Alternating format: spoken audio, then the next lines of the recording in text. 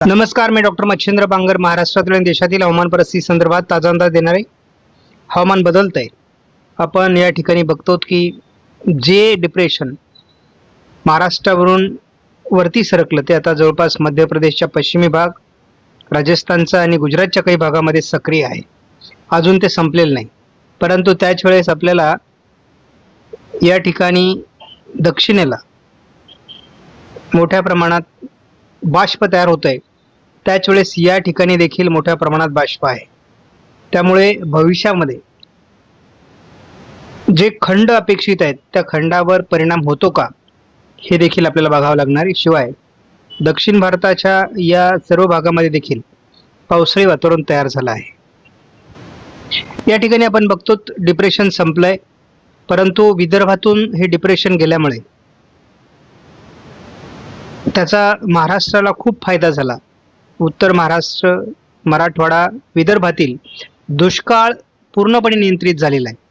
त्यामुळे जे संकट एल निनोमुळे शेतकऱ्यांवर निर्माण झालं होतं ते महाराष्ट्रात आणि गुजरात, मध्य प्रदेशच्या काही भागात या 3 राज्यांमध्ये आणि त्याचबरोबर ओरिसा आणि छत्तीसगड म्हणजे हे सर्व राज्य हे सेंट्रल इंडिया म्हणजेच मध्य भारतातील आहेत. आणि मध्य भारतातून हे संपूर्णपणे प्रवास केल्यामुळे मध्य भारतातील दुष्काळ संपला असून भारतीय हवामान खात्याचा 94% अंदाज मध्य भारतातला आहे आणि तो सरासरीपर्यंत जाण्याची शक्यता आहे. केवळ मध्य भारतात पडलेल्या पावसामुळे देशातील टक्केवारी सावरली आहे. आपला अंदाज एक पारदर्शक अंदाज आहे, जे आहे ते तुमच्या समोर आहे. आपण कालही बघितलं, हिंगोली, त्यानंतर बीड, सोलापूर, सिंधुदुर्ग आणि नंदुरबार हे जिल्हे म्हणजे 5 जिल्हे आपल्याला आता दुष्काळी दिसत आहेत. परंतु त्या पाठोपाठ जालना हा एक असा जिल्हा आहे जिथे 17% घट आहे आणि ही कोणत्याही क्षणी 2 ते 3 दिवसामध्ये 20% पुढे जाईल आणि पर्यायाने हा जिल्हा देखील आपल्याला दुष्काळी दिसणार आहे. दुसरी महत्त्वाची बाब म्हणजे जसं दुष्काळी जिल्ह्यांमध्ये भर पडण्याची शक्यता आहे तसंच अतिवृष्टीच्या जिल्ह्यांमध्येही भर पडली आहे. जसं आपण काल बघितलं, पुणे, नाशिक, पालघर, मुंबई, जळगाव, छत्रपती संभाजीनगर आणि बुलढाणा म्हणजे जवळपास अशा पद्धतीने 7 जिल्हे हे अति पावसाचे ठरलेले आहे. त्यामुळे ज्याला एल निनो म्हणतात बा, प्रत्येकाला काय प्रश्न पडलाय, एवढा पाऊस झाला म्हणजे एल निनो नाहीये. एल निनोचा अर्थ पहिला समजून घ्या. एल निनो म्हणजे एका भागात अतिवृष्टी आणि दुसऱ्या भागात पावसाची कमतरता, यालाच एल निनो म्हणतात. जवळपास जून कोरडा गेला, जुलै देखील विदर्भ मराठवाड्यासाठी कोरडाच होता. आता कुठे 4 दिवसात पाऊस झाल्यानंतर एल निनो गेला असं म्हणणं बरोबर नाही. याचं कारण असं आहे की अजून आपल्याला 2 महिने जायचे आहेत आणि हे दोन्ही महिने कमी पावसाचे आहेत. यामध्ये महाराष्ट्राची परिस्थिती बदलली याचा अर्थ देशातील परिस्थिती बदललेली नाही आहे. एकदा टक्केवारीकडे लक्ष देऊयात. मध्य महाराष्ट्रामध्ये 126% पावसाची नोंद झाली आहे, कोकणात 102%, मराठवाड्यामध्ये 8% घट, तर विदर्भामध्ये 1% घट. एकूण पाऊसमान महाराष्ट्रामध्ये 109% आहे. परंतु लक्षात घ्या, हे 109% आता जो पावसाचा खंड सुरू झालाय ना, यामध्ये 100च्या खाली जाणार आहे. त्यामुळे हे थोड्या दिवसापुरतं असणारी ही आकडेवारी आहे. आणि महाराष्ट्रामध्ये सर्वदूर जरी आपल्याला आता हिरवा कलर दिसत असला, सरासरीच्या जवळपास पाऊस आला असं वाटत असलं, तरी त्याच्यामध्ये खूप विषमता आहे. काही तालुक्यांमध्ये पाऊस कमी झाला आहे, काही तालुक्यांमध्ये जास्त झाला आहे. तर ही जी विषमता आहे हेच एल निनोचा प्रभाव आहे. आपण या ठिकाणी बघतो की आपण जर देशाची परिस्थिती बघितली तर 12% घट आहे, म्हणजेच 88% पावसाची परिस्थिती आहे देशामध्ये. त्यामध्येही आपण आपण बघतो 12% घट देशामध्ये, 88% पाऊस देशात पडलाय. त्यामध्येही ओरिसा, महाराष्ट्र आणि पूर्व गुजरात या भागामध्ये पावसाचं प्रमाण वाढल्यामुळे देशातील आकडेवारी सुधारली आहे. अन्यथा या ठिकाणीही 4 ते 5% घट आपल्याला अजून जास्त दिसली असती. याचाच अर्थ असा आहे की मध्य भारतावरून गेलेलं एक डीप डिप्रेशन ज्याने या ठिकाणची परिस्थिती बदलवली आहे.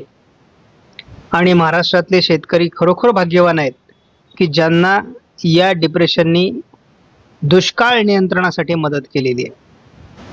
काल 31 तारखेला महाराष्ट्राच्या बहुतांश भागात, मध्य प्रदेश आणि गुजरातच्या महत्त्वाच्या भागामध्ये जास्त पाऊस झालेला आहे. आणि साधारण गेल्या 24 तासाची देशातील स्थिती आपण जर बघितली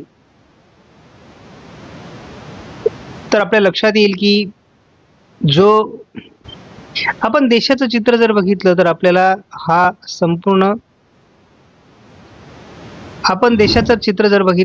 हा पूर्ण भाग या ठिकाणी कमी पावसाचा दिसतोय आणि केवळ गुजरात आणि महाराष्ट्राचा काही भाग हा देशात चांगल्या पावसाचा आहे.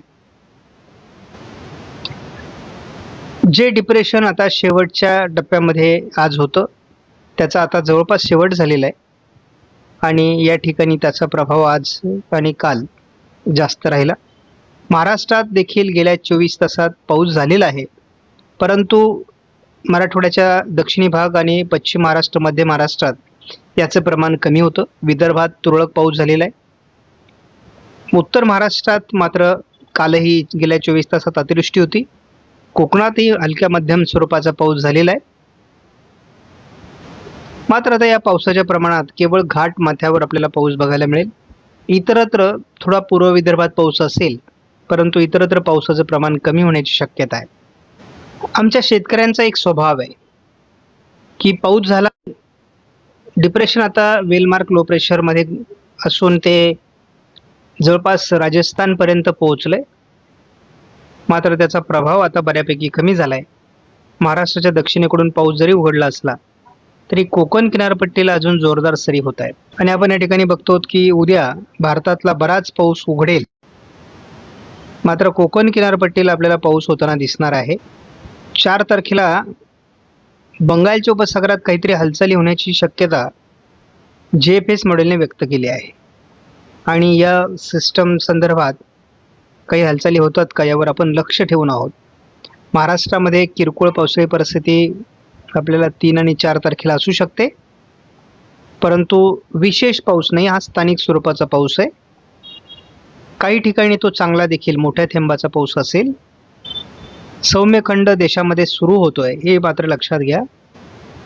महाराष्ट्रात खंड सुरू होतो याचा अर्थ पाऊस पडणार नाही असा नाही बरं का. महाराष्ट्रात स्थानिक पाऊस आहे. पहिली गोष्ट लक्षात घ्या, श्रावण महिना हा 13 ऑगस्ट पासून सुरू होणार आहे. तोपर्यंत आपल्याला किरकोळ पावसाळी परिस्थिती राहील असं गृहीत धरून चला. 13 तारखेपासून मात्र महाराष्ट्रातील काही जिल्ह्यांमध्ये जोरदार पाऊस होईल, पण दरम्यानच्या काळात घाट माथ्यावर आणि कोकणात हलक्या ते मध्यम कधी जोरदार सरी होत राहणार आहेत. 3 तारखेला देखील मराठवाड्याच्या काही भागात, पश्चिम महाराष्ट्राच्या काही भागात स्थानिक अतिशय चांगलं वातावरण असणार आहे. पूर्व विदर्भामध्ये असणार आहे, कोकणात असणार आहे.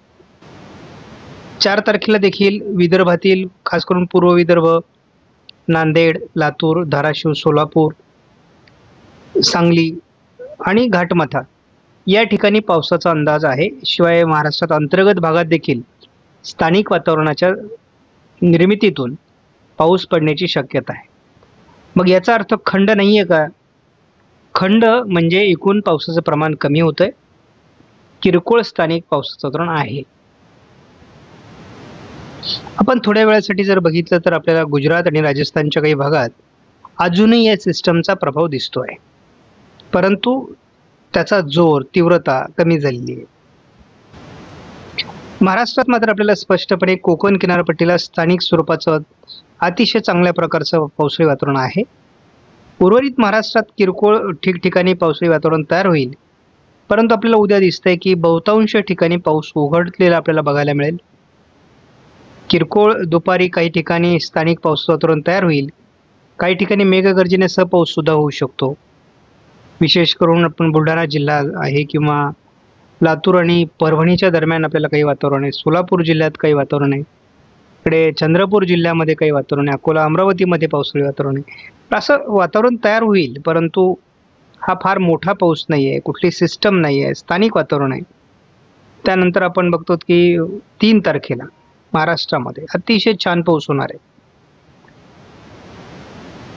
यामध्ये अगदी संपूर्ण मराठवाडा, पश्चिम महाराष्ट्र, मध्य महाराष्ट्रात, कोकणात देखील पाऊस आहे. तर हा पावसाळी दिवस आहे. म्हणजे आपल्याला याला चांगल्या प्रकारचा पाऊस नोंदला जाऊ शकतो महाराष्ट्रामध्ये आणि रात्री उशिरापर्यंत ते वातावरण असेल. 4 तारखेला मात्र आपल्याला वातावरणात बदल दिसतो आणि तो बदल म्हणजे केवळ पश्चिम महाराष्ट्रात पाऊस असेल, इतरत्र पावसाचं प्रमाण कमी होईल. त्यामुळे साधारणपणे 3 दिवसामधल्या घडामोडी लक्षात घ्या. पावसाचं प्रमाण कमी झालंय, मोठी कुठलीही सिस्टम नाही.